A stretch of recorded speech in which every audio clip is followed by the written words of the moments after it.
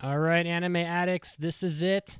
The last moment, the penultimate, your last chance to contribute to our fundraiser for the Cystic Fibrosis Foundation. So no more fucking around. Open those pocketbooks because 50% of all the support we receive is going to a great cause to help people with cystic fibrosis. And now, as I've said, we have a donor who will match your contributions dollar for dollar.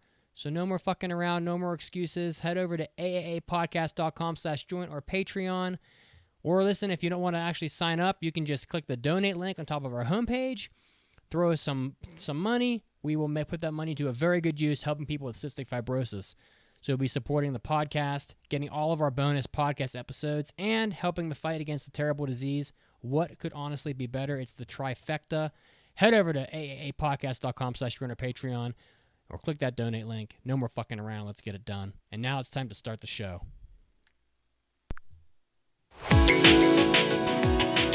Get ready! You're about to listen to the Anime Addicts Anonymous podcast. Make your anime addiction worse at aaapodcast.com. And now, here are your anime addicts.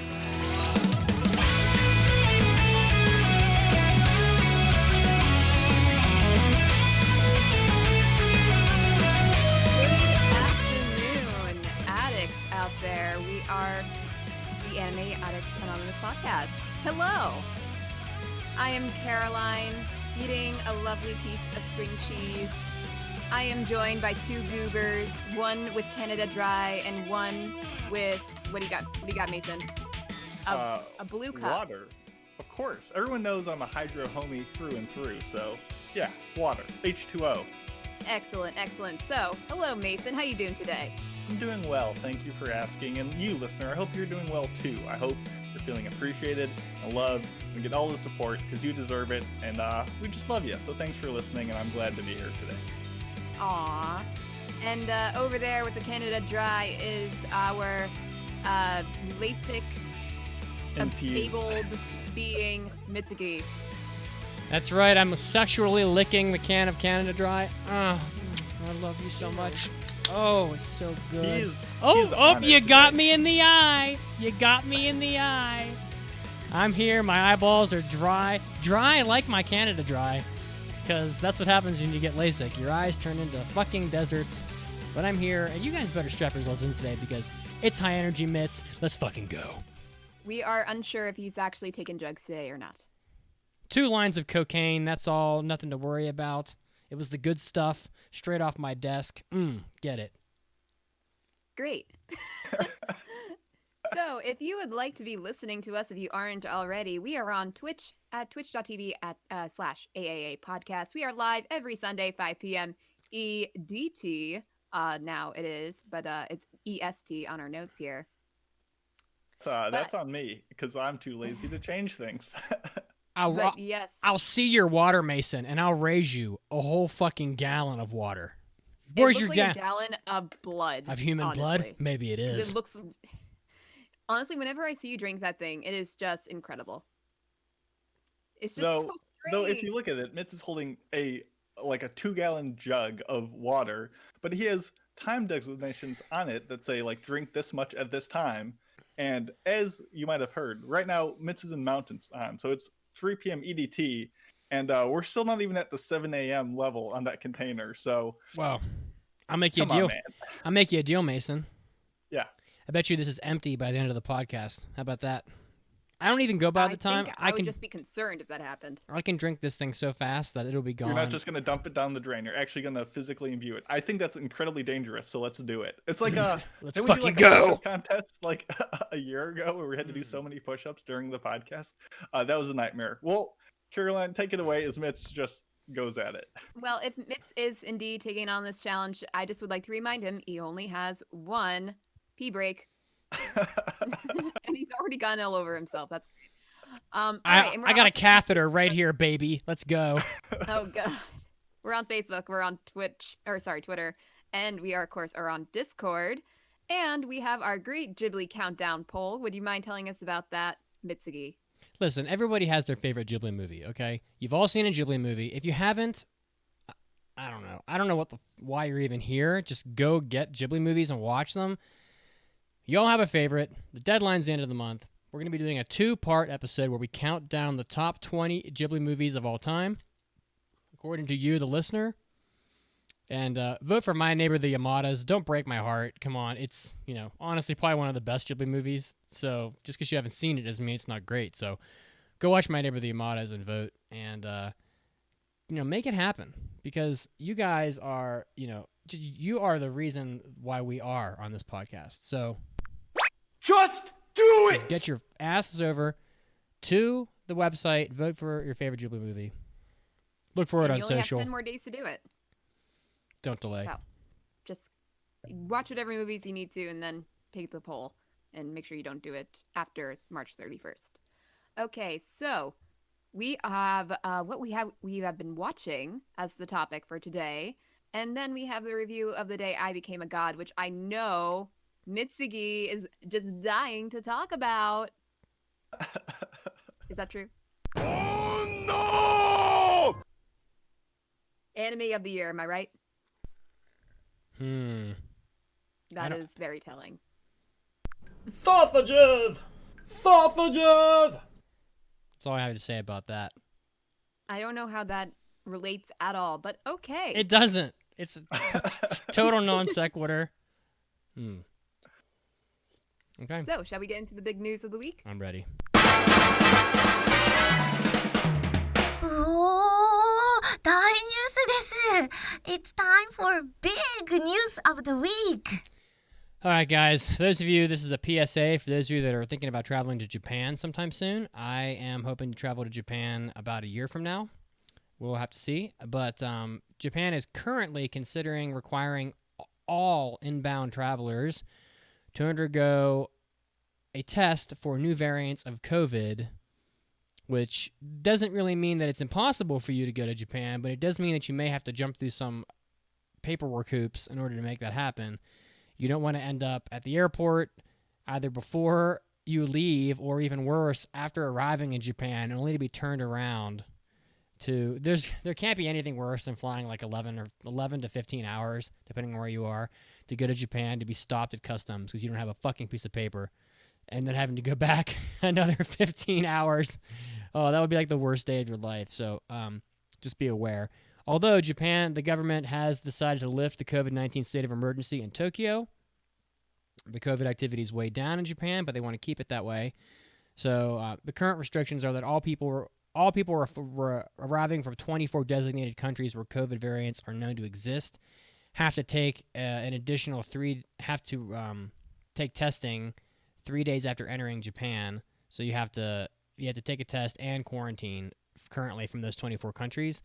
I don't think that the United States is currently on that list, but it could be. And if they expand this regulation to all inbound travelers, as I already said, having to self-quarantine for 2 weeks might put a damper on your 2-week vacation to Japan. Yeah. So just be aware of that.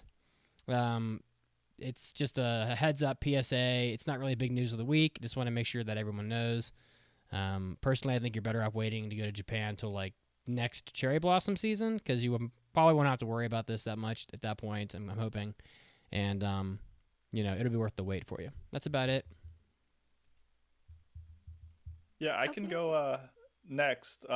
Just news that Yasuo Otsuka has passed away at the age of 89. He is one of the most important animators in anime history.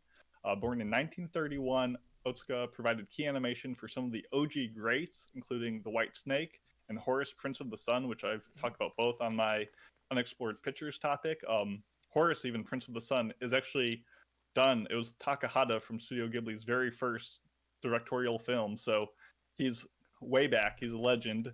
He also served as a consultor and contributor in many of the Ghibli co-founder works, including Miyazaki. He worked with him on Future Boy Conan and Lupin the Third, The Call of Cagliostro. So this dude was fundamental in shaping what anime is today, both the looks and feel and how it propagated into the culture and media. So big loss for the industry, but so go pay tribute by watching some of his classic works, because they're great.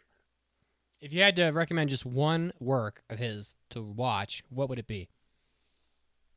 it's tough because he worked more on some films. Like Horace, he was like a huge component and pretty much handled a lot of the look and feel of that. So like that's probably the most like quintessential of his works. But I would say Future Boy Conan is like the best TV series. And I mean, Lupin the Third has so much of like Miyazaki's imprint on it. It's hard to see it, but it's still such a great movie that I'd say almost anything he was involved with of those three are worth checking out. Future Boy Conan is a transformational anime. I mean, it's for the time when it came out, it's pretty remarkable what they were able to do with that show. Honestly, let's see, how long ago was that? Going on like 40 years or 45 years now, close to, I think. If you haven't seen Future Boy Conan, I don't really know where you'd find it at this point. You can probably find DVDs online, but I've been pumping Future Boy Conan for years. I mean, that is a great anime with some very emotional and impactful scenes in it. So you really can't go wrong. Okay, I'm gonna. Karen has like a mid bite of cheese. Okay, so I have actually a couple things, quick things. So I just combined them. Crunchyroll is about to remove Love Live School Idol Project Season 2, 5 centimeters per second, Voices of a Distant Star, the place promised in our early days, and a bunch of Ultraman stuff from their system is going to be leaving on March 31st. I always find it strange when they leave behind a season 2 when they've already taken down season 1. Apparently, I think Love Live season 1 was taken off like a while ago. So basically, Crunchyroll's like, fuck Makoto Shinkai. Yeah, basically. Half this shit is his. I mean, maybe it was a licensing, thing. It just ran out of time, Yeah, and I'm sure. Makoto Shinkai, maybe he didn't want it on there anymore. Could be. Maybe. But those are really great works that I would go watch before they get removed. True that. Should I go through the specific Ultraman stuff that's coming off? Sure. There's like 5, 6 things. I don't know jack shit about Ultraman, but someone else probably does. Neither do I, but I don't know. There's Gia, Jeed, Ginga, Nexus, Orb, and X. I might have mispronounced the first couple, but there you go. That's what's coming off of Crunchyroll soon. So watch them before March 31st if you've been planning on it. Now, I also have one more thing, which is finally the Demon Slayer movie is coming to the US and Canada. Woohoo! No way! Yes, way. It is coming to North American theaters on April 23rd and will be available for digital release on June 22nd. So it'll be dubbed and subbed, and tickets will start to go on sale on Funimation on April 9th. Well, that's that's pretty exciting. As someone who's really looking forward to getting back to theaters, I really miss watching the Ghibli movies in theaters. My girlfriend and I used to do the Ghibli Fest every month. We'd see the Ghibli movie every month when it would come out. No matter how many times you've seen something like Porco Rosso at home, seeing it in the theater is just different. It's a different experience, and so it's exciting that Demon Slayer is coming to theaters. I know half the audience listening is probably like, "Oh, I'm never going to move to a movie theater again," but I will be, and I'll go see it in theaters. So I'm excited. Yeah, Are you more excited for the Demon Slayer movie to come out or the Violet Evergarden movie? Oh, I don't give two rats' asses about Violet Evergarden. So I haven't seen it since it came out, so yeah. I mean, Violet Evergarden was a good watch, but now that I kind of know where the story goes from the light novels, I am less keen to watch it. I'm excited about the new Mortal Kombat movie coming out like May 1st. I haven't heard anything about it, but there you go. It comes out pretty soon. I saw Sub-Zero in the trailer. He's like, I'm Sub-Zero. And I'm like, yeah, fucking right you are. Everybody knows that. So I'm pumped up. It's about time. I'm just going to, it's like the amount of hype, the Mortal Kombat theme song is unbelievably epic. So I can't wait to hear that shit in theaters again. It's going to be so unbelievably awesome. So, all right. I have no further comment. Okie dokie. Oh, yes. It's a. I keep on expecting somebody else to talk, but no, I'm talking today. Okay. So it is time for our monthly chat about what we have been watching. I got some good All shit right. today. Mitsugi, have you been a old and decrepit horse like you are sometimes, or Yeah, did you transform pretty into a stallion in the last month? pretty much because I do have 3 things to talk about today. Although 2 of them are like less than 1 hour of total runtime. So even though I have 3 things, it's these are uh pretty short but pretty awesome things that I want to discuss. So the first one is a really weird show called Lily Cat. And again, these conversations we do them pretty regularly, and they play out as a sort of a recommendation list for you guys. So if it sounds like you want to hear what we're discussing, then you should write down the titles. And this first one's called Lily Cat, and I watched it. It's on the midnight selection from on Retro Crush, and Retro Crush. Their midnight selection is basically like a lot of like adult anime. And Lily Cat is an anime that doesn't. I think it's Studio Pierrot from like a long ass time ago. It's pretty old. Although, because not everything on Retro Crush is old, believe it or not. Like they have some stuff on there that is absolutely has no reason to be on there. Like shit from like 2014 are on Retro Crush. They're calling that shit retro. It's ridiculous. Studio Pierrot did this anime called Lily Cat in 1987. And it's a 1-episode movie that's about 40 minutes long, and it basically plays out like the movie Alien. It's Among Us. It's like these people are going to sleep to be sent to like a different area of the solar system to do some kind of like human like colonization project. So they go to sleep for like 30 years or whatever, and during the course of their sleep, some shit happens with the computer system on the ship, and a bacteria gets onto the ship that's an alien bacteria, and what happens is basically like it mutates and just starts picking people off on the ship, and it's a pretty neat concept because if you think about it in your head, like I want you to think right now, how many anime have you seen that are horror that take place on a spaceship where people are being like hunted and killed by like an alien monster, basically. Like this is a rare type of shit. This is a rare type of thing. You know, for every 500 anime there are about some random fucking club in a school, there's one anime like Lily Cat. And I'm not gonna say Lily Cat is a great anime because it isn't, but it's unique in its subject matter and its content. You know, it's like it's closer to like the movie Prometheus, where the girl like slides into like that like machine, and she's like extracting the alien from her own body while she's awake. Like it's a lot closer to that kind of wild shit than it is, oh, let's find 2 more members for our like boxing club or some shit. Like, so Lily Cat is a pretty neat old movie that you might want to check out if you like horror. And I did watch the dub. It's pretty bad. Oh, I love the dub. Oh, do I you? thought the dub was so good. The Aussie voice of like the detective who's like chasing after him, and he constantly, with the most like clearly Australian accent, constantly reminds people that he is from Australia.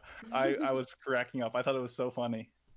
Bcom, who I love very much, and he and I spent quite a while together naked in Japanese onsen. Is on our Twitch. Hi, Bcom. He says he has 5.91 on Mal. That's my kind of anime. It's not really a good anime. It's just a short, kind of unique watch for the anime medium. So I would check it out. Saw that 5.91 on Mel, and I went in with low expectations because of it. And I don't know, it just hit for me. Like, it had the synths, that like 80s soundtrack going. Like, I just thought it sounded great. I had a fun time with it, and it's only an hour, so it like doesn't like waste your time. It's not good, but it was fun. I mean, I'm kind of in general when they're like sliding into their space pods to go to sleep for cryo sleep, and they're talking about like, you know, where they come from, what they're going to be doing. It's all this like sci-fi, like super futuristic sci-fi shit. Like, I'm fucking in on all that. So I mean, I love that kind of stuff. So that's Lily Cat, Lily Cat. So you have to check it out if you're interested. So I don't want to take up all the time. So why don't we just go through someone else's? Why don't we jump to Caroline? You can. drop us Okie dokie. pick your favorite out of that list. I'll just go from what I wrote down the first time. I started ReZero. That's good.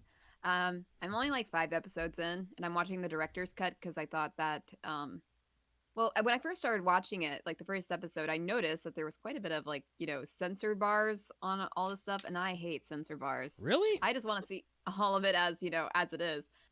So I thought the director's cut was, wouldn't be censored, but it still kind of is. Is it just? But I now can't. Is it because it's violent? Because I can't remember. There's no sex in that anime. There's like a fight in No. an alley. Is that like the censored part? No, it was like more of when you think of the first episode of ReZero when he walks into that Saloon. that's the pawn shop bar, whatever.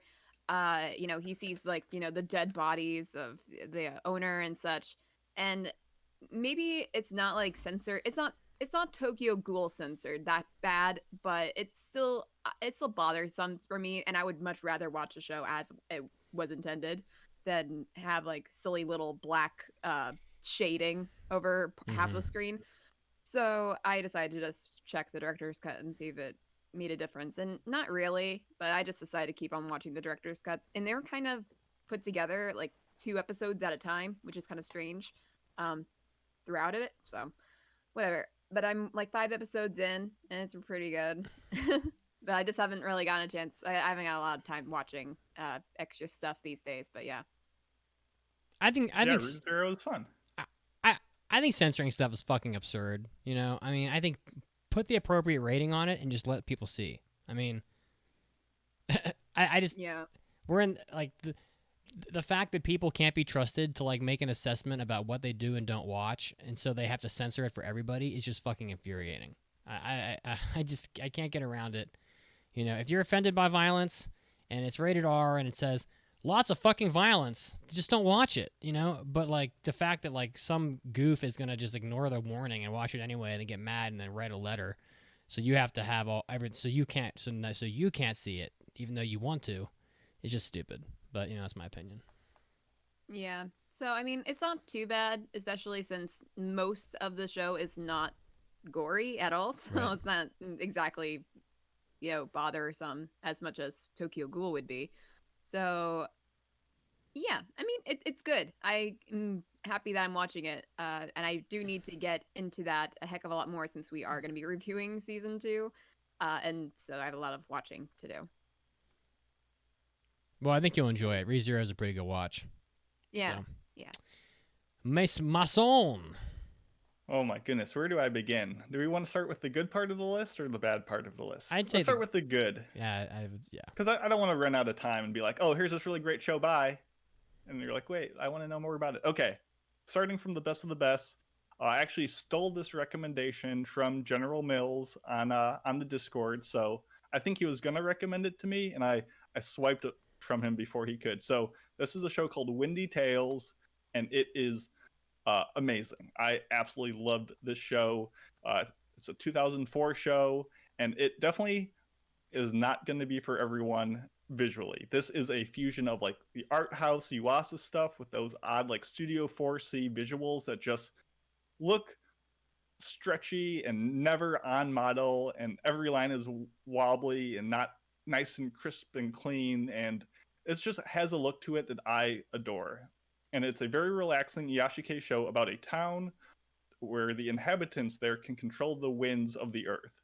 And that knowledge gets passed down to a couple students in a high school. They work in the digital camera club, and the show just follows their episodic adventures of them going around, photographing people, barely using this magic wind power, and them just taking in life through these encounters through their photography ambitions. And it is a mix of like Tamayura, a super relaxing show, Kamitsu with like Kimono Zume animation. Like it just is a very weird show that is very relaxing, but just hits hard. It tells these very brief but impactful stories about love, relationships, finding your way, finding your purpose, just and the passion that these girls approach life with. And it's just a super nostalgic soaked slice of life that I just really dug. So Windy Tales, if you want something like maybe one episode a day to just watch and unwind and just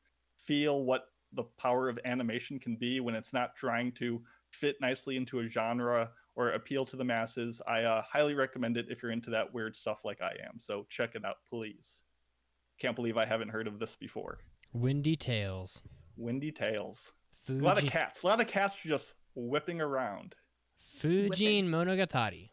Exactly. It was done by a lot of the same staff that did the recently finished Vlad Love, which I do not recommend, which even though it looks great. So it was cool seeing all those really talented people work on a show that I really enjoyed. So check it out. All right. Well, I am unbelievably excited to talk about this next anime. Someone recommended it after I think it might have been you, Mason, mentioned it when we were watching when we were talking about Gunsmith Cats. Mm-hmm. Riding Bean is on Retro Crush, and Riding Bean, even though it has a dumb title, is set in the same universe as Gunsmith Cats. Actually, it probably came before Gunsmith Cats did, and That's right. this anime is fucking incredible. I knew you'd love it. It's so incredible that I immediately went and looked for an anime cell. And Bean himself has got to be top 5 anime character of all time. I mean, he's fucking incredible. Oh dang. Yeah, he's unbelievable. He's right up my alley. Riding Bean is this like story about Bean Bandit, who is basically a courier who is known as he has like this red sports car that they call like the Road Buster or whatever, and he's got the police after him, and he's notorious throughout crime. I guess it's probably set in Chicago, a lot like Gunsmith Cats. And in this story, he's hired to escort a kidnapped girl named Chelsea back to her house, but they're being framed for like the kidnapping of like the girl because she was kidnapped. And this anime is just unfucking believable. I mean, it's so good. I watched it twice. It's only one episode long. It's about 46 minutes, but everything about this anime I love. The car is amazing. There's like a scene in the show where Bean is getting ready to drop the girl off at her house, and there's like these security guards outside, and they're like talking shit. And Bean he just has this bad temper, so he just he's a little over the top. So he puts like these rocks in his mouth, and he's like angry, and like they're trying to shoot the windows out of the car, but the car's windows are bulletproof. And they're like, "Oh, this fucking piece of shit's got bulletproof windows," and he's thinking, "What? This piece of shit? My ass!" I basically like the dub, and like the car's wheels can turn completely sideways, and he can drive the car totally sideways, and he drives the car into the guy and pins him to a tree with the car, just because he was talking shit. I mean, this anime has some unbelievable action scenes in it. There's scenes where car chases are happening, and they'll like show you the first person perspective of like the driver from the car, and while they're like weaving in and out of traffic and shit. There's just these unbelievably over the top action sequences with Bean that show him as mostly like a superhuman character. There's a scene where they're in like a parking garage later in the episode, and like he's chasing this person, and I'm trying not to give spoilers, and he throws a knife at her, and the knife goes through the window of the car. He's like almost like the Terminator in this scene. The knife goes through the window of the car, hits the door on the passenger side, and blows the door totally off the car, the passenger door. Then he's like on her in a second. He punches his hand through the window, and then jabs his hand through the metal on the side of the door, through the middle, punctures the door and rips the door off the car. And they have these incredible like sound effects that they play when that happens. Takes like 15 bullets to the chest with like a handgun, but he has like his coat is like fully bulletproof, so he just kind of like shakes it off. I mean, he's fucking awesome. I mean, but he's like got this soft side too, right? There's like a scene where the girl that they were delivering finally wakes up in the car, and they're at like this basically like a Sonic, more or less like a fast food place, and he's like, "I'll have 30 ribs and like a Coke or whatever," and Rally's there, and she's like, "I'll have something." And then the girl in the back seat's like, I'll have a strawberry ice cream with milk or something. And And she's like, oh, like she puts her hand over her mouth, like she said something she shouldn't have said. And he turns around and looks at her from the driver's seat and says, it's okay to be honest about what you want. And then he just orders it for her because he's like a good guy that loves kids, but at the same time, a total fucking badass who will fuck your day up. And it's just awesome from start to finish. I mean, it's never boring. The action is consistent from start to finish. I would give anything. I would give my left nut to have a full 12-episode series of Riding Bean tomorrow. I don't think we're gonna get it, but you thought Riley Vincent from Gunsmith Cats was badass. Well, she's in this anime, but compared to Bean, she takes a total backseat. I mean, he is a fucking epic. He's like Onizuka level epic. He just doesn't He's just a Giga Chad, and he just runs around doing whatever he wants. He's a fucking savage. I think he's described as a scoundrel with like a heart of gold, basically. And you're not going to get any more of this series, I assume, because this is from 1989, and it's like, already 30 years in the past. But I mean, he's like Onizuka level cool, but without the airtime. So I don't know. If I could find a quality cell from Bean Bandit, I'd probably buy it in a heartbeat. But there aren't really very many of them available online, if any. So Riding Bean, it has a 7 on Mao. It's a fucking crime. I can't understand what people are thinking nowadays. It's like if it doesn't have like moe and school tropes in it, it's just not good. That's the only way I can read this, because there's no fucking chance for this anime is a 7. So blaming everything on the moe. Well, it's true. Always. I mean, there's just no fucking chance Riding Bean's a 7. Like, go watch it and tell me it's a 7. There's just no way. So, So long story short, if you like Gunsmith Cats, do yourself a favor, watch Riding Bean. I think you can just watch it on YouTube. Like, it's very easy to find. I think if you like action shows, like, just watch Riding Bean. I mean, I think just watch Riding Bean in general. So, because Bean is so I haven't seen Bean Bandit. That's not on Retro Crush. I believe Bean Bandit is like another short OVA that's out there, but I haven't seen that yet. I don't know if you've seen it, Mason, but I don't think it's as good as the one you saw. Okay, well, it's just fucking great. I just love it, and the dub was fantastic. So I'm gonna just fillet this anime for a while from here on. So it's just, I might watch it again tonight. It's just that good. It's the new Onizuka. I don't know if I go that far, but he's like he fits like comfortably in there with like Kentaro Oe and Onizuka as like just fucking unbelievably awesome. I don't know what else to say about it. It's I don't know if he's quite Kentaro Oe level, but he's if he had more airtime, he might be. All right, so I guess I'll move on to my next thing on the list. Because of our great Ghibli countdown, I've realized that I have not seen a lot of Ghibli. I have seen, is it Nashka? Is that pronounce it? Yep, I've seen that. I've seen Totoro. I've seen, Spirited Away, Princess Mononoke, and that was basically it up until like a week and a half ago. So I watched Castle in the Sky because that was the next one chronologically that I haven't seen, and yeah, it was pretty good. I think it was decent. The ending was a little, I can't remember if the ending was rushed in this one or the next one I'm about to talk about. I kind of forgot. But yeah, it's Nausicaa. The ending is rushed. No, the ending is rushed in the next one you're going to talk about. Yeah. Castle in the Sky was decent. It wasn't my favorite, but it was good, especially looking back at these old, Ghibli movies. You really are reminded just how, skilled they were to make these kind of movies and have it stand up to the test of time, like decades later, compared to the movies that come out maybe 5 years ago and they already look dated. I will say Castle in the Sky probably, in my opinion, has probably the best theme song of any of the Ghibli movies. Carrying You is... I'm going to be sobbing like a baby in that concert in August. I guarantee it. I'm going to sob like a baby. I know they're going to play it, and it is Like I'm gonna cry right now. I'm gonna cry now. It's so good. That theme song is amazing.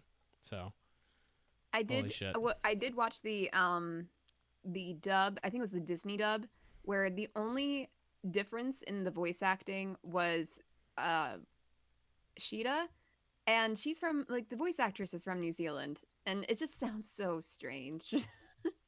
Like, and it's just, I guess you can say like, oh, she's from the countryside, so she has an accent, but there's no really explanation why everybody else doesn't have an accent. Everybody else sounds American. So I'm gonna look that up. They always find like famous people to do the dubbing in yeah, these Ghibli movies, so it's probably some Hollywood actress.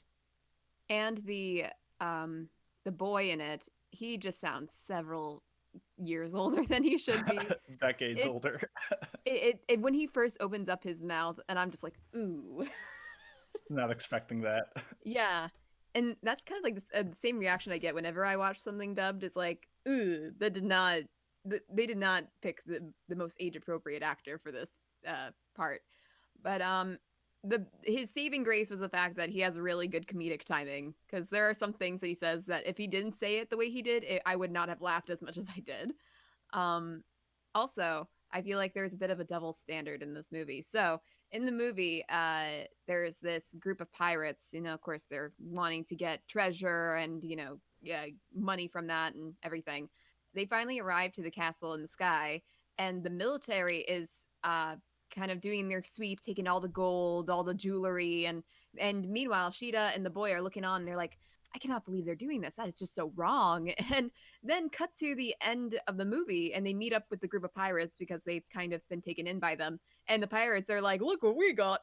And then all the treasure. And they're like laughing, like, ah, ha, ha. And like, I'm sorry. What happened to that's so wrong?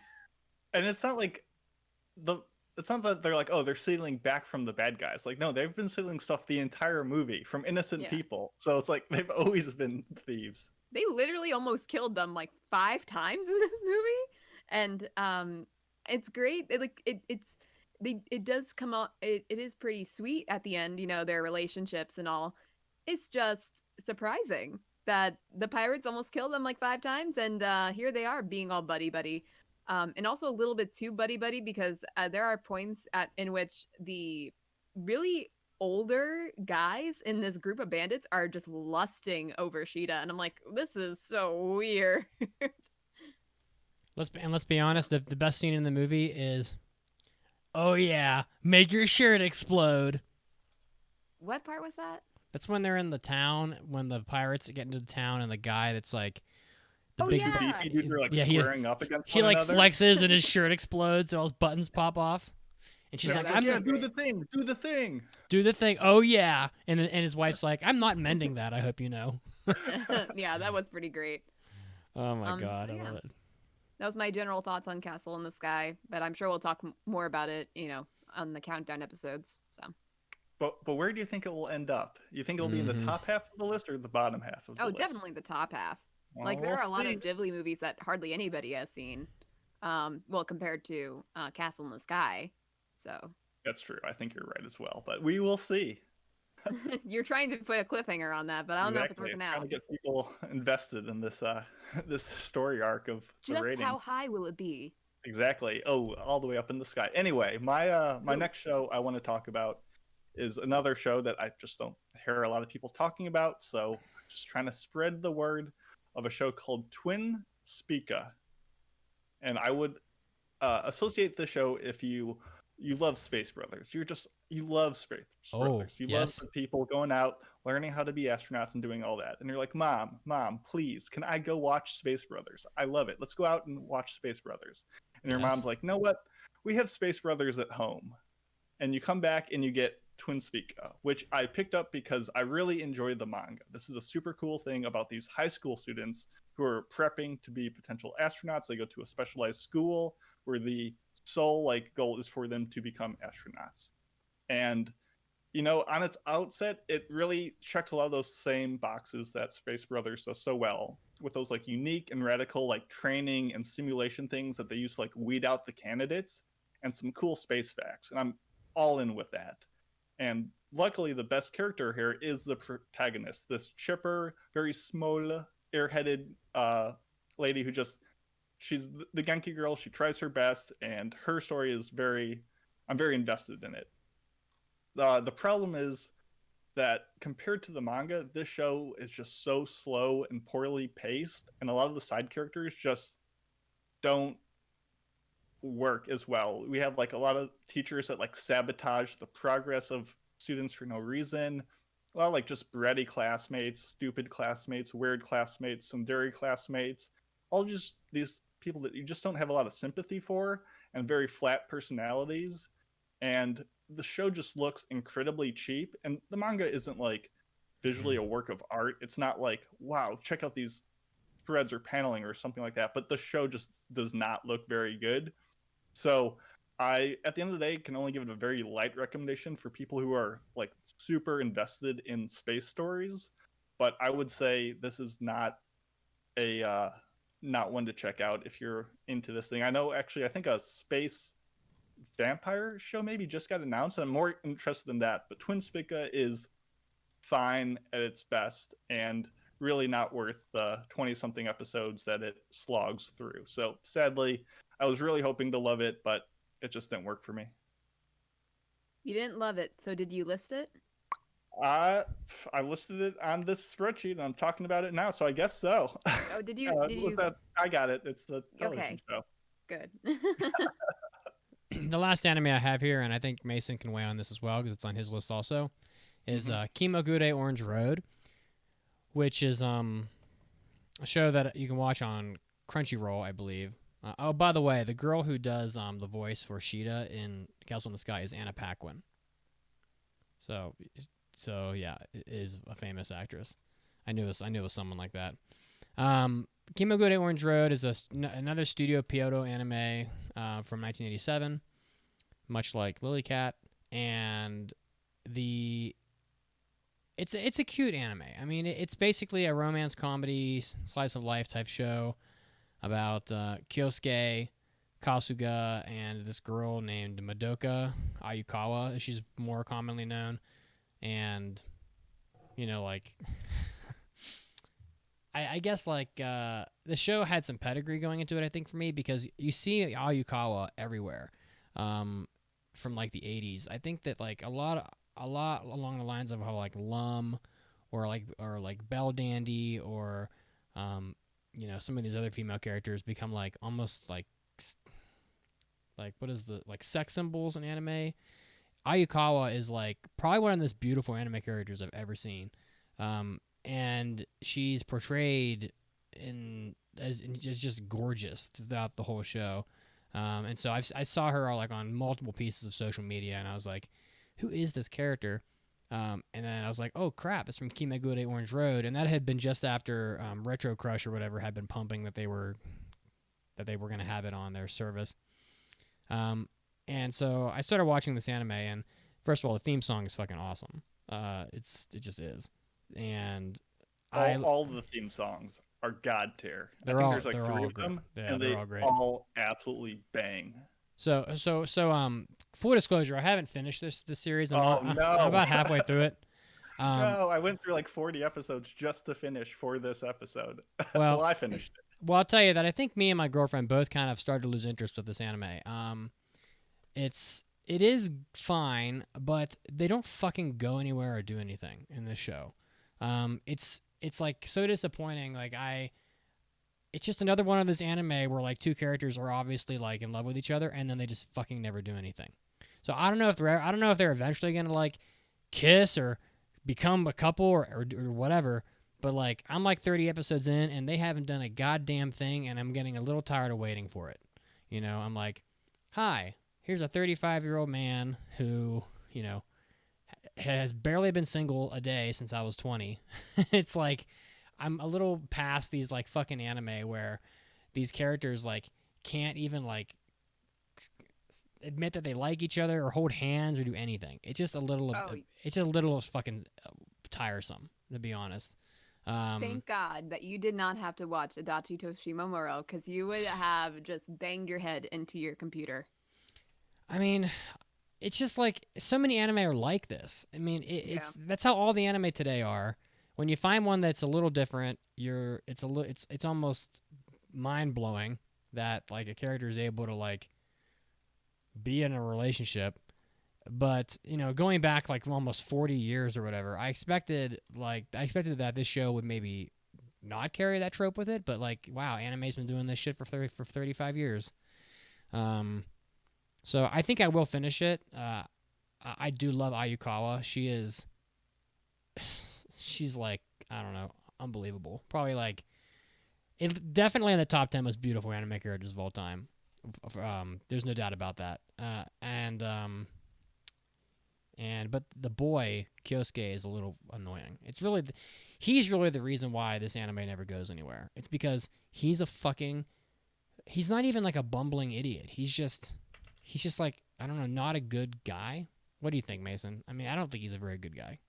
So I guess I think everyone should watch 3 episodes of this show. This might be one of the top 5 most aesthetic anime of all time, and not like Mason definition of aesthetic, but like internet vaporwave wallpaper aesthetic. Like the color palette, the retro fashion and technology, the hobbies of like disco and stuff, the proportions, like everything about the show looks amazing. And if it wasn't for those visual like highlights, this show would have been an instant drop because it captures so well the essence of that era. But the plot and characters and essentially this love triangle of unfaithfulness fueled by like jealousy, like this deplorable, aggravating protagonist that can't make a decision who he wants to disappoint more. Yeah. Like it's like wooed by these other girls, and just it's full of these weird possessive lines where he's like, I like her and I'll never let her leave me. It's like, okay, dude, like his perverted friends that just like chase after younger girls, his like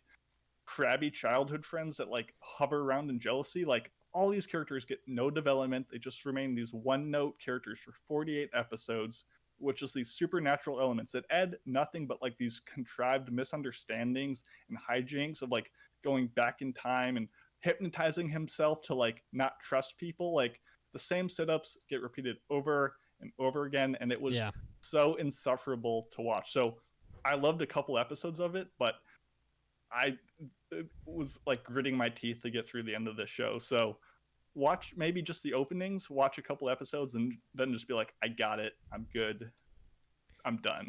Yeah, it's just so I mean, it paints itself as an anime that's gonna like develop into a romance where they meet at the top of this like staircase and they have like an instant connection, and Ayaka was beautiful and she's obviously attracted to Kasuga, even though I don't really know why, and he's not a fucking bumbling idiot like he like some like like so many anime characters today are.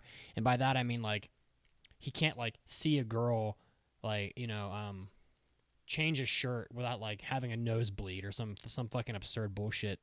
Like there was a scene in episode like 1 where his sisters are having a fight and like a bra lands on his head, and does he like launch like a rocket out of the ceiling of the apartment building and like explode in space because he's so embarrassed? No, he just grabs the bra off his head, throws it on the ground, and he's like, fucking cut it out, you guys are annoying. And I'm like, wow, a character who had a real reaction to something. And then it's like, and then 20 episodes later, we have done nothing to follow that up. And I was just like, fuck, we're in like Tony Kaku Kawaii again. These characters are just like incapable of, even Tony Kaku had like characters in a relationship, although they were fucking insufferable and couldn't, even like look at each other without like, just having a Master Roshi nosebleed or some shit. But I don't know. It's just very disappointing. And this anime has such pedigree. You hear about it. It's like one of the representative animes of the 80s probably.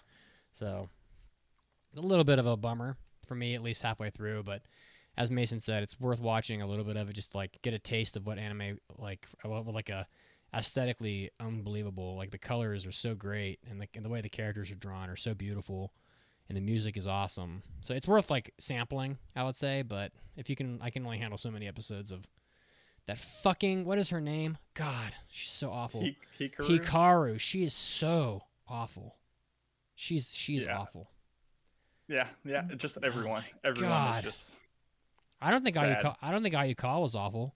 She's not bad because she has a saxophone. But She's the fact that she is around these characters and just puts up with them is well, that's true. Yeah, she's way too mature and awesome to hang out with these fucking clowns. So, I want to hear what Caroline thinks about Kiki's delivery service, because this is a fan favorite. So that's another part of my Ghibli watching. I can't decide whether I want to say Ghibli or Ghibli. Anyway, so right. This was after what's it called? Grave of the Fireflies in chronological order. I have Oh, not seen Grave of the Fireflies. If I was going by the rule of chronological order, I should have, but I was not emotionally prepared to watch it. And so at some point I watch yeah. it, but I don't know when. And this was completely the opposite of what I would imagine Grave of the Fireflies is going to be. That's right. So I was really surprised that this kind of really delightful film came right after it. I really enjoyed Kiki's. I thought it was so cute. There wasn't like overwhelmingly frustrating things that bothered me in the movie, like sometimes I will find whenever I watch something. I'm glad that it was a little bit more of a slice of life kind of thing, and there's no like, big bad, and there's no massive problem that Kiki causes and needs to fix, which is good. I did think, however, that the ending was rushed. As I mentioned before, I couldn't remember which movie I was talking about, but yeah, this one definitely. I did not think it really needed to have this like, oh my gosh, this kid has been taken away by a zeppelin. It's a strange thing. And yeah, so it takes a while for Kiki to save him and everything, but everything accumulates very quickly. And honestly, I probably would have liked if they like elongated Kiki's troubles with her magic and all that. But overall, I really did enjoy the film. I love Gigi. He's just great. And I can see why a lot of people have little stuffed animals of him because yeah, honestly, he's peak stuffed animal formation right there. So yeah, it was really good and I enjoyed it. I mean, Kiki herself, speaking of like super iconic character designs, like Yeah. just proof that you don't need super over designed characters, but just simplicity and a great aesthetic, and that's all you need. Mm-hmm. And of course, obligatory Miyazaki's like, oh shoot, oh there's 5 minutes left in the movie. I haven't put an airship in or some kind of flying machine. They'll put in a big old blimp. Yeah, yeah. He's obsessed with air, with anything air. And what is the theme song of Kiki Yasashisa ni Suzuma? I can't remember the title, but it's another great theme song, but not as heart wrenching as Carrying You. But what is the theme song here? Wait a second, I got this. It's I have no idea. they don't have the. Oh, here we go. Soaring, I think is maybe the title. Oh no, that's the English song. Fuck it, I can't think of it. But it's Yasahisa ni Tsuzumareta nara, which means they don't have it translated. Well, they really Down with the sickness. They really Yeah, Kiki's great. I grew up on Kiki, so it's a very cute movie. So, well, I'm glad you're watching Ghibli movies, Caroline, because they are awesome. I need to say something when the time comes. You need to say something. Well, otherwise I'd just be sitting here twiddling my thumbs. Oh. She's saying when we do our Ghibli episodes, she can't just be like, haven't seen it. Oh, I heard about that. Haven't seen it. So she's prepping. Well, I mean, these movies are, I mean, they're all vastly above average films. So, they range from like above average to god tier. So, I mean, I'm just glad you're getting to watch them. So, Mason, you want to pick one more out of here? Oof. I'll pick one more. Oh, there's so much to talk about. I think I'm gonna stick on brand and just pick another show that nobody's ever heard of. Because what else am I good for? So this is a short. It's like 13 episodes long. Each episode is 5 minutes, and it's called Hippira-kun. And it's based on the Katsuhi Otomo manga. So this is the guy who did Kira, he did Steam Boy, he's done so many experimental movies, and this is it's worth watching just for the visuals, the creepy, cute aesthetic, if I'm going to overuse that word. This is like the show Hells plus Nightmare Before Christmas plus Tweeny Witches.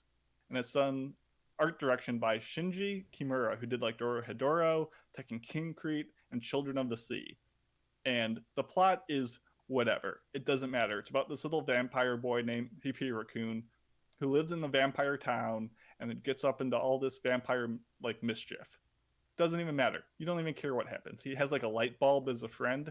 It's so dumb. Nobody cares. But it's just really visually sweet to look at. It's very CG, and I know just saying that will make a lot of people be like, no, I'm not going to watch it.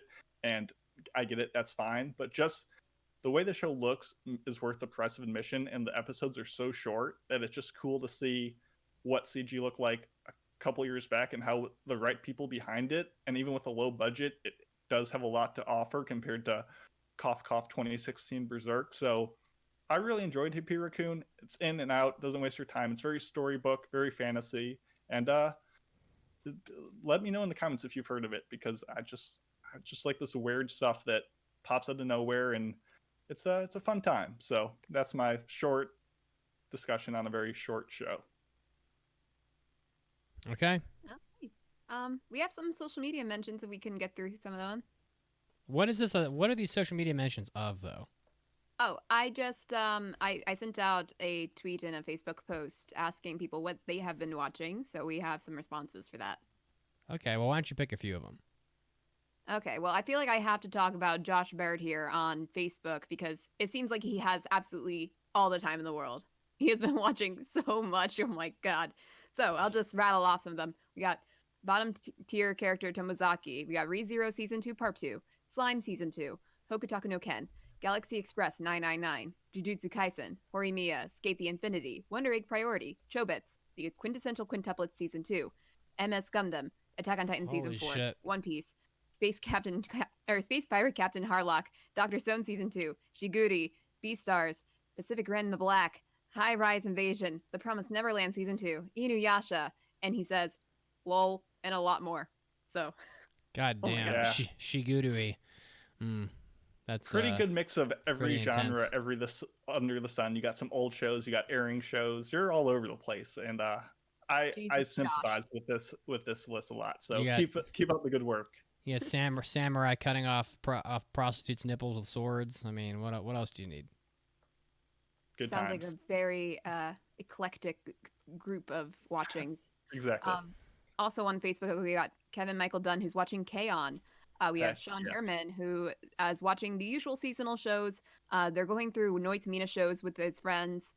Recently finished Moyashimon and will finish Hakaba Kitaro, which is apparently creepy AF, he mentions.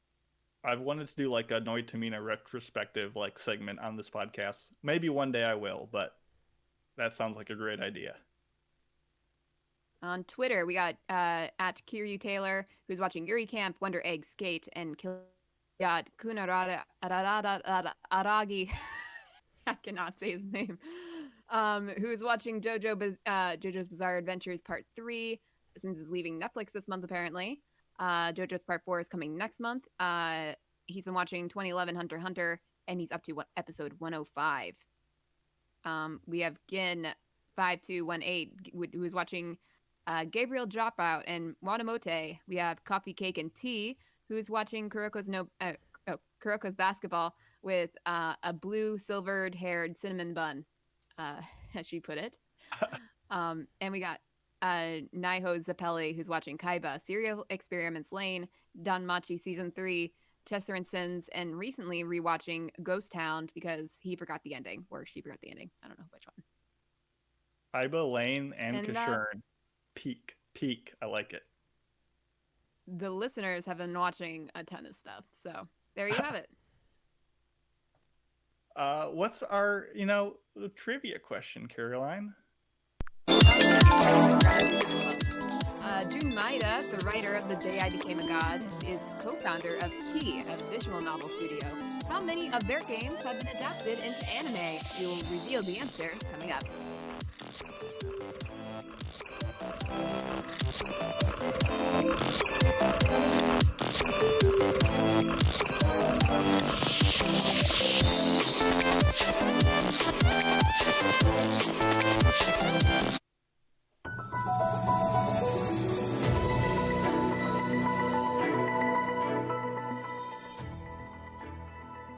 Anime Addicts, Mitsugi is here. We're going to bring you some anime news, starting off with Sony, who has acquired the EVO fighting game tournament. Sony announced on Thursday that it had a partnership with Endeavor-led venture RTS to acquire Evolution Championship Series EVO, along with its assets and properties. The event isn't going to stop occurring, it's just going to be under new management. The event's first tournament under this new arrangement will take place as an online event on August 6th to the 8th and also August 13th to the 15th. It looks like they're going to be featuring Tekken 7, Street Fighter 5 Champion Edition, Mortal Kombat 11 Ultimate, and Guilty Gear Strive games. So if you're into one of those games, you might want to check out the tournament. So, summary, the tournament is not ending or being discontinued, merely being acquired by Sony in a joint venture partnership. Next up, Demon Slayer, the film, wins the Japan Academy Prize for Animation of the Year. The Mugen Train film won Animation of the Year at the 44th Annual Japan Academy Film Prizes event on Friday. The other nominees were Violet Evergarden, the movie Pope Hell of Chimney Town, Stand By Me, Doraemon 2, and Josei, the Tiger and the Fish. So, in addition to that, both Yuki Kajiura and Go Shina were nominated for Best Music Awards for their work on the Demon Slayer film, but they did not win. So, if you're a fan of Demon Slayer, just more accolades and success, just rolling right along. Next up, new anime announcement: the video game Scarlet Nexus is getting a TV anime. Bandai Namco Arts announced that the TV adaptation is going to be happening. It's going to be coming quite soon. The anime is going to be produced by Sunrise. It's going to be coming out in the summer of 2021. The synopsis: solar calendar year 2020, grotesque organisms called Others have begun eating people. To take down this new enemy, the Other Suppression Force is formed. Saved by this elite team as a child, psychokinetic Yuito stands the training to enlist.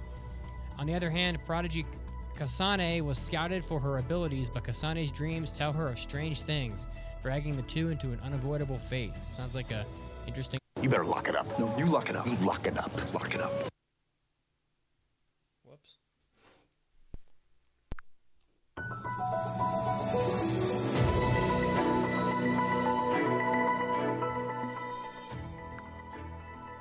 Anime Addicts, Mitsugi is here. We're going to bring you some anime news, starting off with Sony, who has acquired the EVO fighting game tournament. Sony announced on Thursday that it had a partnership with Endeavor-led venture RTS to acquire Evolution Championship Series EVO, along with its assets and properties. The event isn't going to stop occurring, it's just going to be under new management. The event's first tournament under this new arrangement will take place as an online event on August 6th.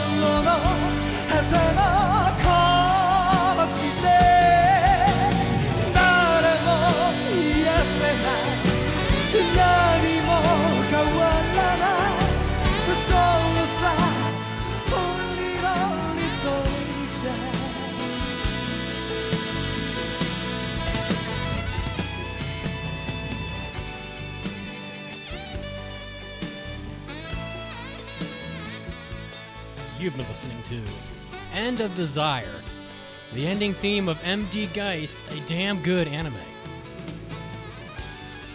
Motherfucker. That's right. Don't fuck with Geist, okay? And don't fuck with the saxophone.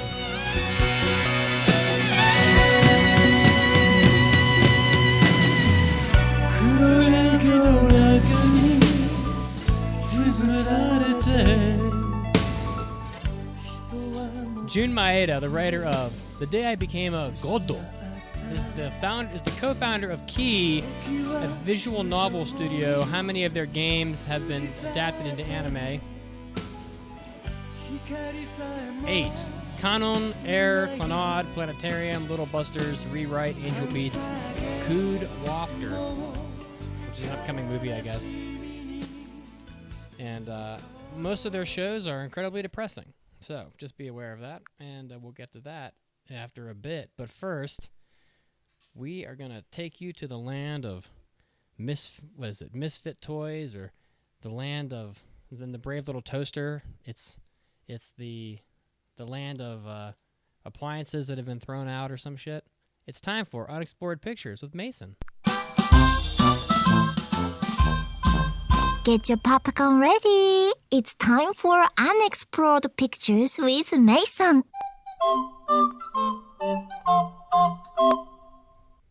Welcome to another episode of Unexplored Pictures, where I talk about movies that I have watched and will tell you all about my experience watching them, because that's what I do. And if you've been listening to the show, you know that I've been waiting for this movie for damn near a year, first releasing in January of 2020, and just now coming out stateside after some theater runs on March 9th. So you can actually watch this movie nowadays. And that movie is called Angaku, or Our Sound.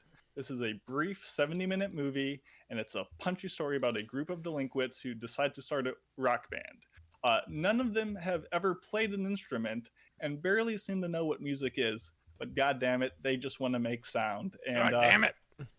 Our characters are like an endearing meditative trio version of like Beavis and Butthead. The story and plot is very simple. They are just forming a little rock band, and essentially the point of this movie is to show the transformative and influential nature of music itself. And saying that, the music in this movie is excellent. Maybe not the songs. What they're playing isn't all that impressive, but the music, the sounds that they are creating are amazing. From this like hypnotic rumbling bass that's really primal, to this like acoustic windblown folksy pieces, to like an absolutely face melting recorder solo. It captures what sonically music does for people, and it's spectacular at that. Not to mention a sly King Crimson shout out. The plot is, like I said, simple, but there's a movement to it. There's no like big revolutionary twist, but it doesn't quite go where you expect it. You know, it keeps you on your heels, shifts you to your toes, and just besides a couple problematic moments where you're just like, why did I just see that happen?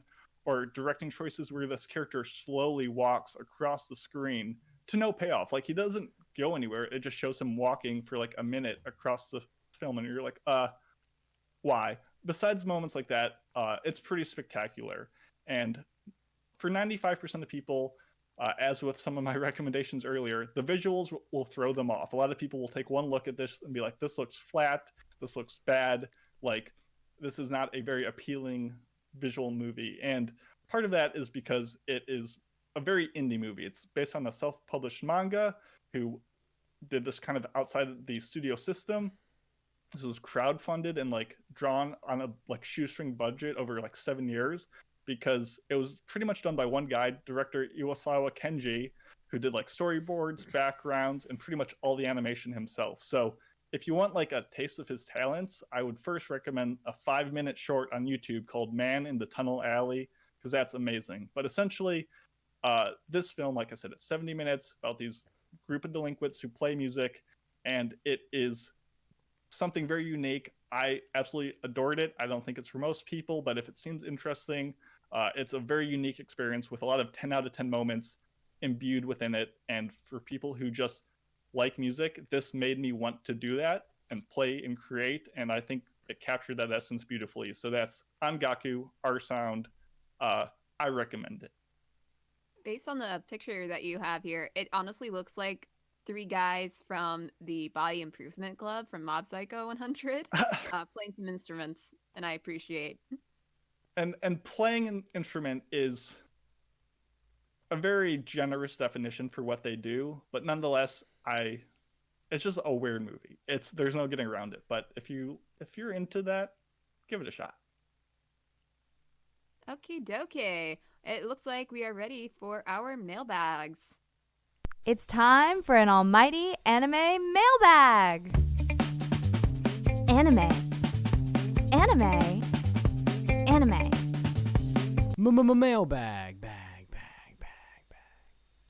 It's time for our mailbag segment, which you can submit on aaapodcast.com. You just have to hit the mailbag button, and you can ask us whatever you want, really. Yotaru Vegeta has asked us, no pressure, AAA, but what's the all-time best eye catch? Please note that your answer is etched in stone, and you cannot change it, never, ever, ever. So what he's talking about eye catch is the segue part from the anime into commercial breaks. It could be the character cards on My Hero Academia. It could be give me another example, guys. The JoJo stand information, the Attack on Titan. I'm giving all the ones that just say a lot of text, where like it tells you like more about the world. Every show has them, and you might not think like, oh, that's the eye catch, but I love them. They're such an integral part to my enjoyment of a show because they just have a lot of personality. And they could also just be like a character art moment with a musical sting, and sometimes that's a lot what it boils down to. Yeah, I think Trigun's was just like Vash sitting down and with a guitar that goes "Meow," and that was it. Like, it doesn't have to be complex. Are you kidding? You had to put a lot of complexity into this. Meow. Does an eye catch have to like have some kind of interactivity to it, or does it just basically have to be the thing that separates the like commercial break? Just a separator. Obviously, each show does them differently. Some shows do a completely unique eye catch for each episode or change it constantly, and some shows just have one single eye catch that they use for the whole show. I'm trying to think. So I think Outlaw Star has a really great one, which is basically just has like a great sound effect to it, and then I think they shoot some like bullet holes in the screen. So I like Outlaw Stars quite a lot. Yu Hakusho, That's a classic. I've got a couple of these on the soundboard here somewhere. The little like sproing. We're all about sound effects on this audio podcast, but the sproing. Like that? The one at the very end. They didn't have the sproing. It's time for hot new anime releases. There, that iconic. Ubisoft iconic. I had no idea that was say. one. There's a really good one. Slam Dunk has a really good one. I don't know if you guys have seen Slam Dunk, but some like girl comes on and she has like brutal English. I mean, it is not even close to good. And she's like, let's play a basketball with our friends. It is fun. And then they'll have like Sakamichi like slam dunking the basketball in like chibi form, or they'll have him like, but he'll like always miss. Like he'll hit the back of he'll hit like the heel of the rim and it'll like fly off into the air, or it'll be like, run down the cart. Don't forget to pass the ball. Yeah, it's just like ridiculous shit. Like terrible English followed by like a cute little like chibi cartoon, basically. But there's like so many of these. I mean, we just did one of them. This is like legendary. The Azumanga Daioh.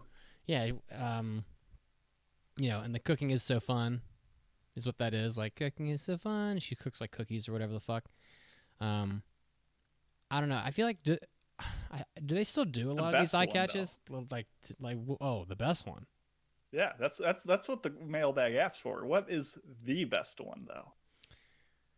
I mean, probably the one from Pokemon. Yeah, I was gonna say the Who's That Pokemon? Do. That's it's pretty epic. It's iconic. Yeah. Caroline, how about you? I really like the Attack on Titans eyecatchers because, I mean, the extra information about the whole world and Yeah. technology and Titans, it's always so interesting. And it oftentimes, like, shows you different aspects of the show in a different light. Like, they'll do the side by sides between Titans and humans, which you can't really understand in a, animation standpoint sometimes. But when you get you know, uh like a comparison between how small the humans are compared to the Titans is really interesting. And it also kind of breaks it down into a little bit more of a, well, like Attack on Titan is obviously a fantasy world, but it does make it feel rooted in real life, if that makes sense to me. Like it's like the Death Note eye catches, where it like Yeah. gives you concrete information about the world, and that makes it, like you said, feel more realized. And I think I would have put down a Death Note as well. The only thing is that while the information is really interesting at first, a lot of the time it's information that you already know, especially when you Yeah. get into quite a few episodes of Death Note. And of course, I can't forget Gurren Lagann's. Is the row, fight the power.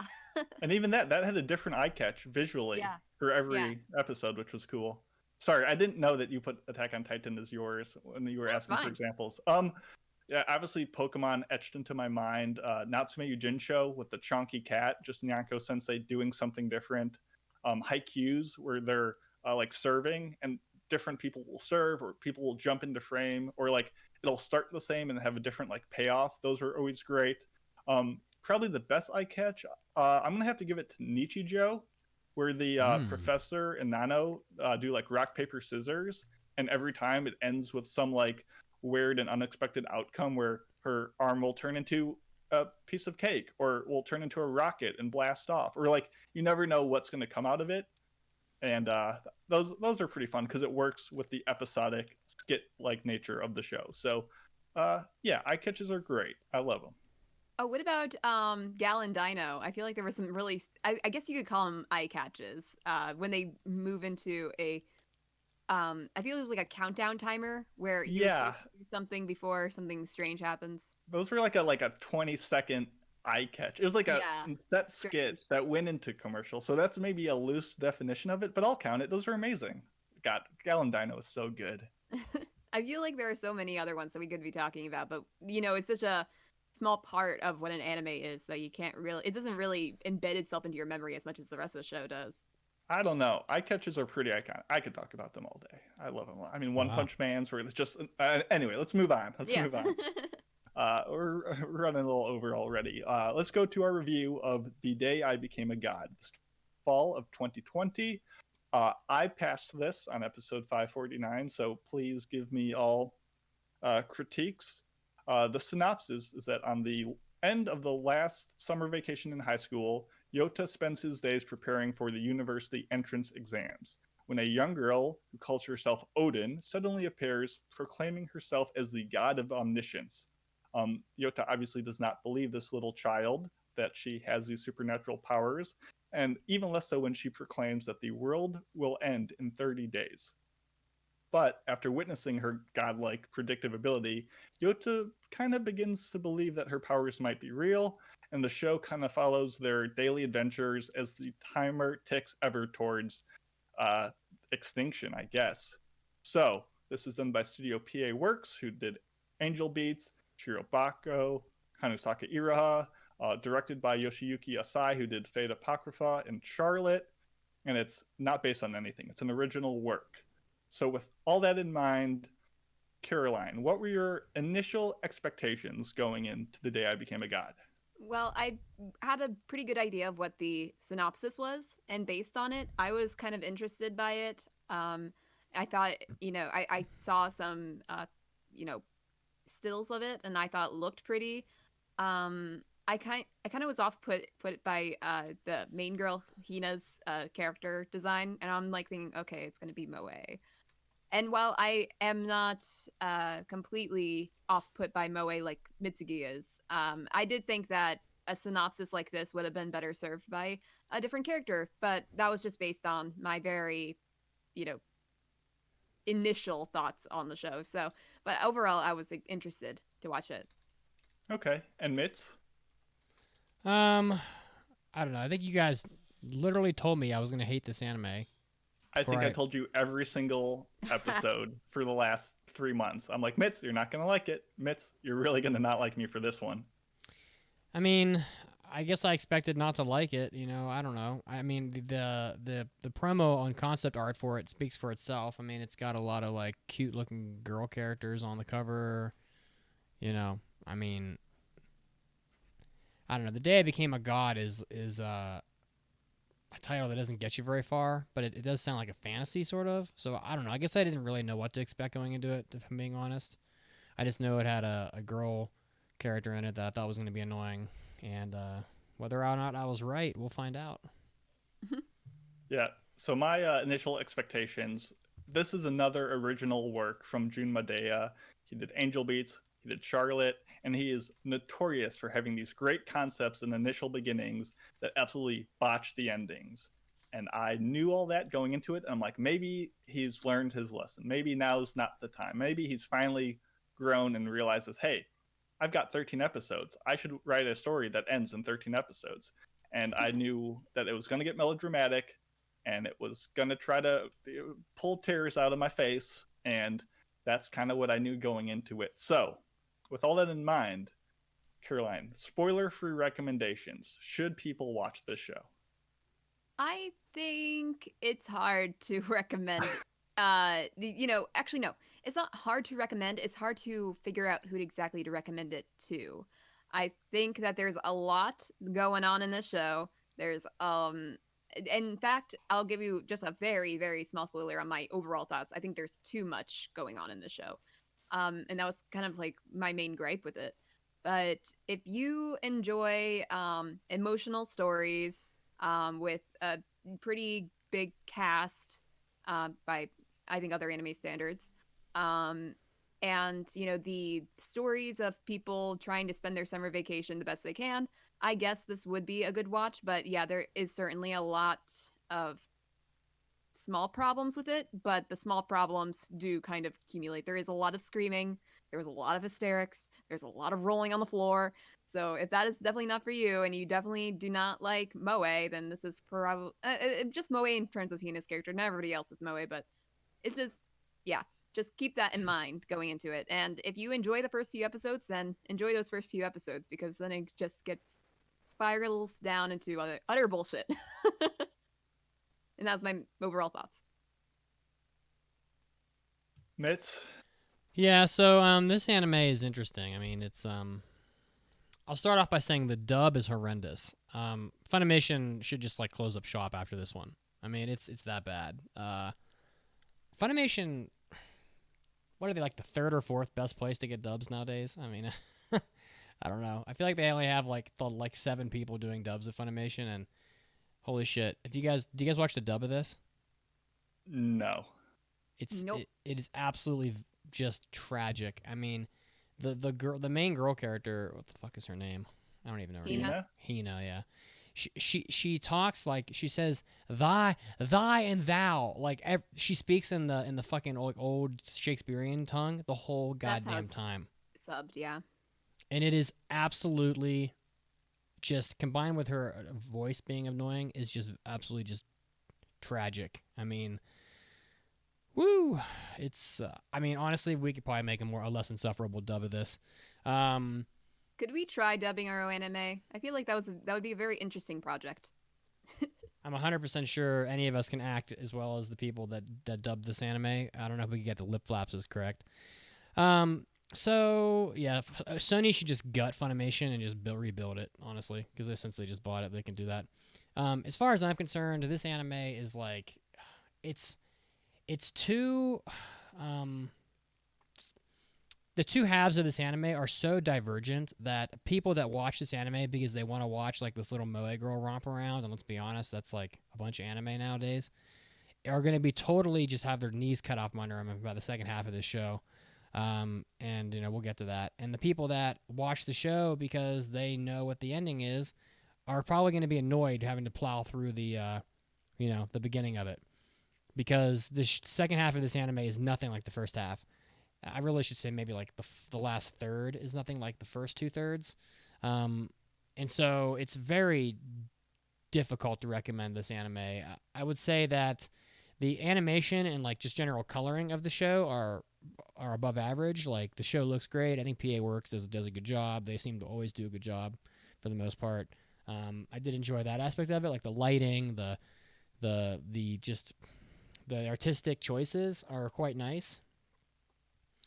But it's just tough to recommend it. People that are like, "Oh, this is a cute show," or we're a little cute girl dressed up like a fucking anime nun, like goes to a festival for the 9 millionth time in my lifetime watching anime, and like gets mad because she can't scoop out like fish from the damn net game.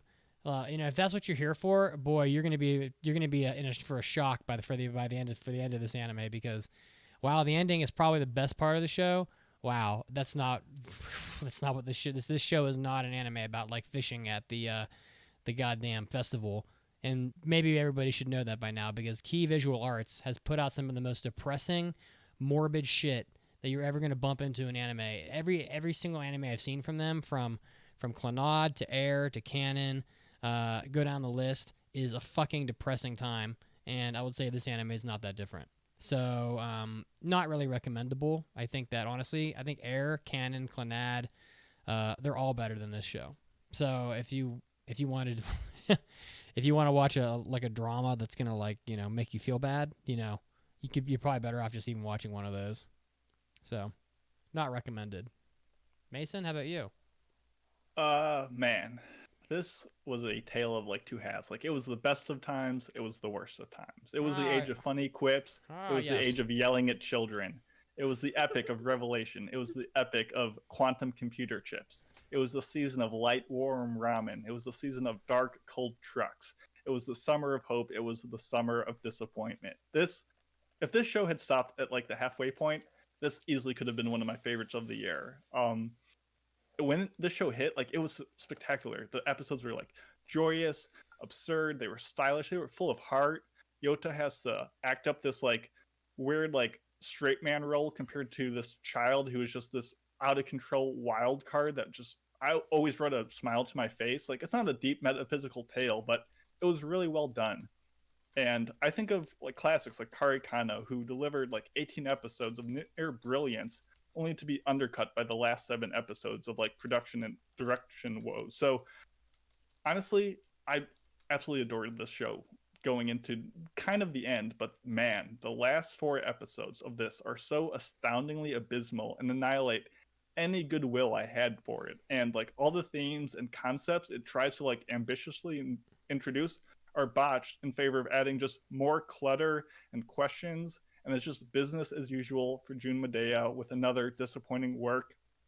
I mean, you'll either love half of it like me and dislike the rest, or you'll dislike the whole thing. Like, with a show that's like at a 50% win rate, like, I can't recommend it. As much as I love the beginning, I just can't recommend this to folks. You love the beginning of this? I really did. The first 5 episodes, a little bit of episode 8, were, I thought, fantastic. It's so samey. It's all right. Well, we'll talk about it. We'll talk about it. Yeah. All right. Well, time for spoiler free, and boy, there are some massive spoilers in this anime. Yeah.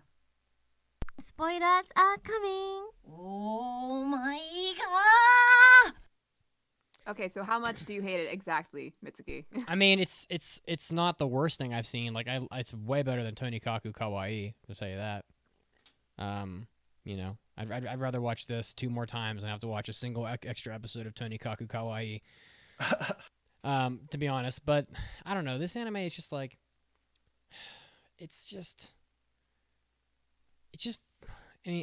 garbage. Like, it's there are anime out there that open your eyes and make you say, wow, like some of the things in the anime world are so special and are so just the reason why I'm here, things like Riding Bean. You bump into that and you're like, wow, I love this. This is like a reason for me to stay up late at night. Or like the first time you see Castle in the Sky and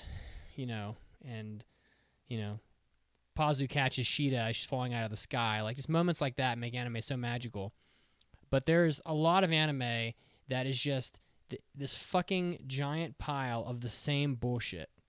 And I'm not saying that to be like super cynical, although I am a little. I am old and, been watching anime a long time. But like an anime where like you go to a festival and some female character, what the hell's the lady's name that's like Kako? Is that her name? I'm looking up their names. The older The older lady. And she's person like, who was pretty annoying. yeah, and she's like, I would never play this kid's game. And then the little girl's like, wow, this is so much fun. And then she's like, okay, give me one. And it's just like, Yeah, she was easily one of the worst characters. it's like, or like, or the, I don't know. It's just like so tropey and characters like that are just like they're in a billion anime, and it's just like there are some shows where you just feel like you're watching the same fucking thing that you watched last week. And I feel like this is one of those anime. Like it's there were a few cute moments in it. I enjoyed the ramen scene with the ramen restaurant. That was interesting. The mahjong episode was fun until they decided that they didn't even give a fuck about mahjong and they decided to make up all the rules to it. Not that I know how to play mahjong because I don't, but I understand that like they weren't following the rules.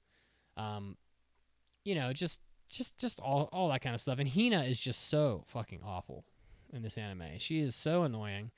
I think that like I'm very curious how much of that might have been due to the dub because, okay, I guess first of all, obviously Hina was never going to be up your alley. I think I said in the impressions like you will see this is like her is smart and sassy and funny and mysterious, or like a sugary moe infested, hyper energetic, shrill and annoying person. So it wasn't your taste from the onset, but I wonder how much like the captain from the show or Last Crusade, like how much the dub might have impacted the annoyance with the character. I'd be curious to see that, but I guess I didn't have a problem with her, but very different tastes between you and I. The dub is terrible, and I made a comment in our Twitch chat, and this is kind of another cynical fucking comment, but I said like when you step back and look at how much better the dubs are from Netflix, it makes you look at Funimation and wonder why they even exist. I mean, like, what are you? Just like a dub house that is never as good as Netflix and just buys the rights to shows so you can like scrape a couple extra dollars from people by disaggregating the source of watching anime. Like, it's just an aggravating thing, but like that's just me being super angry because Netflix is supposed to like, or Funimation is supposed to like offer all these great dubs and that's why people pay for it. But no, the dub is fucking terrible and you're paying extra money for absolutely no reason whatsoever. But like I'm sounding like a total prick, but like this anime did have moments for me.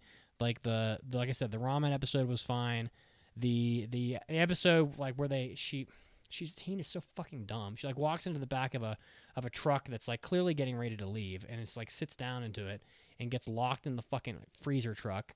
And then so like that to like them chasing it down on the motorcycle and him unbelievably and unrealistically jumping from the motorcycle to the car, which could never happen. I also thought that was such a That was pretty bad. Which could never happen for even fly, Yoda, fly. Listen, find the greatest athlete that ever lived, and they could not do what he did there in 100 attempts. So, I know it's just anime, but like that episode, that part of that episode, I thought was like, I think I was sitting in bed one morning and I was watching it, and like my girlfriend was getting ready for work, and I was like, wow, this anime is actually doing something engaging right now. Like, wow, a scene that like, where the stakes went up a little bit, and it wasn't just Hina crying and rolling around on the floor and screaming like a little girl. I don't know. It's just, but for all that, I mean, it wasn't like the worst anime I've ever seen. It just didn't know what it wanted to be in the end, and we'll talk about that. But I'm talking too much, so why don't you guys go? I mean, sorry, Caroline, you want to go? No, you had something prepared to say. I was just gonna look through my notes, but you talk. Go. I mean, I was gonna say, yeah, those first 5 episodes, doing the filming, doing the birthday shopping, the mahjong, the ramen, like all those were really connecting with me as obviously not a plot-based thing, but just zany adventures, cute and funny ways of like addressing these problems, and I enjoyed them, and they were fun and lighthearted. Definitely the festival scene where they're like, okay, we finally got all the characters established. Let's bring them all together and do something obnoxiously dramatic and overblown. Obviously not a fan of that. Episode 7, they started the movie filming. It was all right. I didn't really care. Episode 8 was really solid, I thought. We really got to see how Hina was changing Yota. And there was this one line where Yota's complaining that Hina is kind of changing his corrupting the flavors of his youth because she likes sweeter curry, and she is like kind of egging his mom to make the curry sweeter. And he's like, "Oh, you're disrupting my memories. You're changing who I will become, and like what I've." And I love that moment. Like those character moments were so solid, and we get this moment where we go to Hina's like parents' house, and they're like confronting each other. And Caroline and I were talking about it, where we get this like Sixth Sense moment where we're like, "Oh, Hina's been dead for 15 years," and we're like, "Oh my goodness, he doesn't recognize her. Her mom only brought like one set of tea, and it wasn't for her. There's nothing in front of Hina. Like no one can see her. She doesn't exist." She's been dead the entire time. And then they like pull a bamboozle out, and it was all funny. Like when those moments hit, they were so good. This anime nailed those moments. And I think what we're about to get into is starting with episode 9 to 12, just this character that they think we should introduce and have this like 4-month time skip, and this whole like, I mean, I don't know if we want to get into this now, but as soon as it went down that route, it was a disaster. Well, so I think that like the first part of the show exists because they're trying to. It's the same fucking formula that they do with all their shows. It's like, oh, here's a like Air. Oh, we're gonna make you really love this. I can't remember the blonde hair girl's name from Air. I haven't seen the show in 15 years, but it's like, oh, here's this girl. We're gonna have this bunch of this garbage ass filler shit in the beginning of our show. So you're like, oh, I fall in love with the characters, and then they're gonna fuck you up by like killing them or doing something terrible to them. It happens in Air. It happens in Clannad. It happens in Canon. It happens in this show. It happens in all these all these key visual art shows. But the problem is that like you could show me 50 episodes of Hina, acting like a little snotty little, like, what is the word for her? She's like such a bossy brat. Like, so you can show me 50 episodes of Hina being a bossy brat, and at the end of the show, when she's like laying in a bed and halfway comatose, like it's sad, but like you're not gonna get me to like sob my eyes out like I did, when I was 15 watching Air. It just isn't gonna happen, because I don't like Hina. So you wasted your time. The style of writing, like, it's its own genre. It's called like a nakige, which is like this like very sad melodrama with like a kind of ending on a positive note thing that he's like cemented as his like style, and all their stuff is like this. Sorry. No, you're right. But like, can we talk about the middle of the show with all the sci-fi shit? Because I think I blinked and I didn't realize I blinked, and the blonde-haired, the white-haired kid, Hiroto. I blinked, he did something, and Hina like disappeared and went and ended up like in a hospital bed. So maybe I need to be filled in because like I think I missed something. That plot just made me so annoyed. Like the minute this B plot was introduced, I am telling myself, this is the worst part of the show. This should not even be here. This kid's name's Hiroto. He's a white-haired boy. He is an edgelord, and I automatically disliked him. So he is like this technological wizard. For whatever reason, he was arrested, and now is forced to do work for this corporation. What is this corporation? What do they do on the regular basis? I have absolutely no clue because it was a terrible B plot. Plot devices out the wazoo. Okay, so here's his whole deal. He is being hired or forced, or a mixture of both, I guess, to track down this doctor. But this whole time that it centers on this B plot, I honestly had no idea what was going on, because they're saying names, they're saying places, they're saying details that you don't have any clue what they mean yet. And they spend too much time on it before they, actually explain it, so you forget what they even said in the first place. And while there isn't a lot of this B plot in this show, it is basic. They really did not, pace this out nearly as well as they should have if they were going to include it. They introduced them in like episode, I can't remember, 4 or 5, whatever. They stuck with them for maybe like 10 minutes, 15 minutes, I don't even remember, and then you never see them again, and for like 3 episodes at least. And you kind of just forget what the heck they were doing, and you start to wonder, what was that? And yeah, that really annoyed me. I mean, essentially, they come back in episode 9 and 10 for almost the entire episode. We leave the entire plot we were doing, and essentially, this hacker essentially talks about how essentially Hina's ability to protect comes from the fact that like her grandfather gave her like this high tech like computer chip in her brain to keep her alive and keep her functioning from this disease she was undergoing. And this corporation and the powers of the world are like, wow, this quantum computer is just too much power for humanity to handle right now, and we can't have it out there. So they remove this chip from Hina, essentially rendering her back to the state of when she was suffering from this disease. And she gets like shipped to a mental hospital where she has reversed into this like child. Obviously, she was already a kid, but she essentially reverts into like the mind of a young child who cannot think, cannot speak. She develops androphobia all of a sudden, and she just becomes very withdrawn and just uncommunicative. And it's like, okay, this is what's happening now. And the Yota turns into a complete idiot, Yeah. just sneaks his way in. And Yota was a pretty decent chap. He was trying his best, Yeah, trying to fall in love, and he was a fine character. I didn't mind him, and he just starts yelling in the face of this child and shaking her, Oh and my just God, like, yeah. and then the He was person who's basically over given a list of things of not to do. exactly. Don't make any sudden movements. Do not get in her face. Do not yell. And what does he do? He does all those things All of Yeah, those all of things. them. automatically. And so like she's obviously frightened of him. A rift forms between them. The person who is like the caretaker of Hina seems to be manipulating her to even be more afraid of Yota, but then still allows him around even though he's clearly the worst possible person to be in this mental state with her. And just they try to like, okay, these episodes aren't bad because oh no, my haha funny sad is now sad and boo-hoo. Like, no, it's not because of that. And I think representing a disability in a show and like how a character cares for them after the fact could have added a lot of weight and been really interesting. But they try to just say, oh, video games, those can be healing, and like this caregiver with like an ulterior motive. Like it undercut how incompetent everyone was in this series. Everyone became idiots, and sure, the ending kind of hits the right notes and has a nice tinge to it, but like it just became so painful to watch. And like I said, it was insufferable.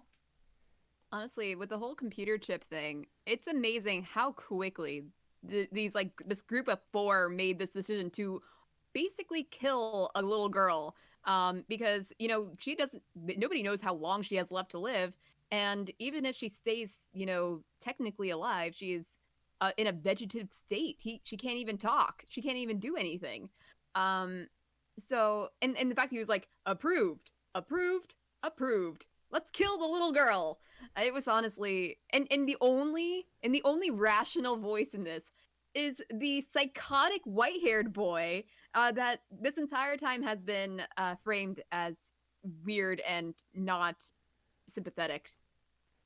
So It was so contrived. It was bad. It was. And honestly, I kind of thought of ways to kind of fix this in the show, because as I mentioned before, it just has a lot of ideas. It has too many plot points, this being one of them. I kind of wished it was just here's this little girl, maybe she is actually a god, maybe the world is going to end. Let's play out our summer vacation as if it was going to end, and then we figure out the end what the deal is. I wish they kind of stuck to that, because there's a decent amount you can do with that. That would be a decent show. As we all mentioned before, the first couple episodes are actually good. But this whole like computer chip thing and like big business, doing this, and her disease, and this computer boy, and her being placed into a mental asylum, and he has to get her out, kind of thing. It's just way too much. Sorry, go ahead. So I was thinking to myself, okay, what if she does have a disease? What if she is this little girl whose grandfather put a chip in her head? Why don't they just make the show like reveal that at some point? Like, oh yeah, she has a chip in her head, but it only works for a certain amount of time, and the end date is the day that she says the world is going to end, because that would make thematic sense. That would make plot sense. And maybe they find a way around it, or maybe they don't. I feel like they could have made this like kept what was good that they did with it and just made it so much simpler. They could have done the plastic memories route and be fine, but no, they just wanted to try to put so many extra mechanics and systems in play that added nothing, told you nothing about the world, wasn't believable, didn't make any comment on society with these characters. It was just yikes all the way through, all the way down. Yeah. I think at some point someone hurt Jun Maeda. Like, something bad happened to him, and he's no, like, what happened is every time someone's like, June, how's that 12 episode show coming? He's like, yeah, my 24 episode opus. Yeah, I'm pretty much done. They're like, no, we have a budget for 12. We're on episode 8 right now. You need to wrap this up stat. He's like, okay. And just like slams all that into one little segment, and it just doesn't work. It never works. He just can't write an ending. well, Caroline, well, there it any is. final thoughts before we score I it? have more stuff to talk about. I don't know about you. She's I not did- done. I did think it got really corny at parts, but I guess you can't help that. That happens. I thought that Yoda and Hina couldn't just butt out of everyone's business because I feel like they kind of crossed a couple lines with the whole, like the problem with the girl, like the teenage girl that Yoda has a crush on, and her dad. I feel like that was family business. They should not have been involved in it as much as they did. They basically manipulated this girl into thinking that her mom was still alive. So that was not good. And the whole thing with when they were making the movie and they invite the loan shark that beat up the sister, Sora. Literally, she was limping home being held up by another girl. That's not right. And shook down the ramen girl for money at a ridiculous price. That all happens. And then he returns to the movie. Okay, I'm not that much of a ranter, Mitsuki. It's not that bad. All I'm saying is it's just so dumb. Like he's laughing along with them, acting like they're buddy, and like, no, you beat up this girl. That's not right. You don't pretend that you're one of them. It just was so unnecessary. He did not have to be there for this movie to go on. He was not an integral part of this filmmaking process. So yeah. But I did think that the music and the OP were really good. And, overall, it was a really pretty show. So there you go. Those were some pros to end that off on. I mean, I don't know. It's like, whatever. It's like June. And honestly, I did think some parts were funny.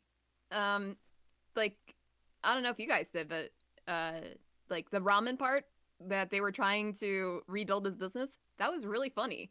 And some of the editing, even when, Hina was doing another hysterical screaming at Yoda because you're a baka kind of thing.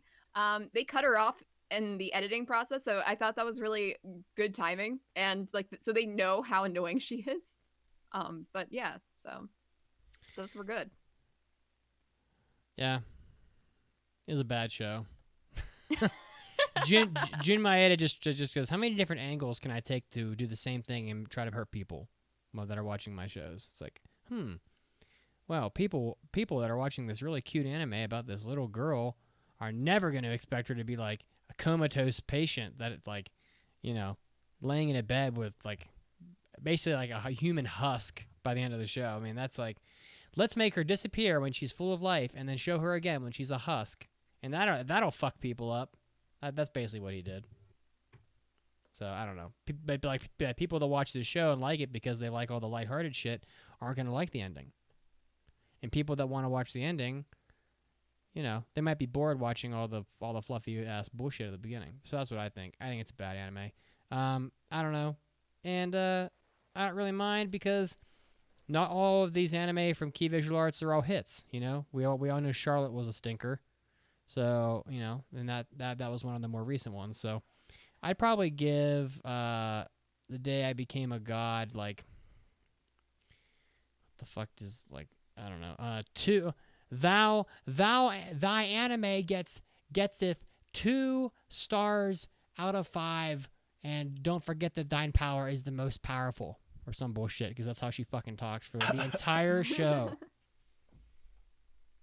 I really enjoyed the show at the beginning, and I really hated the show at the end. And I think I enjoyed exactly half my time with the show. So based on that, I'm going to give it 2.5 bizarre mahjong strategies out of 5. Sorry, got something in my throat.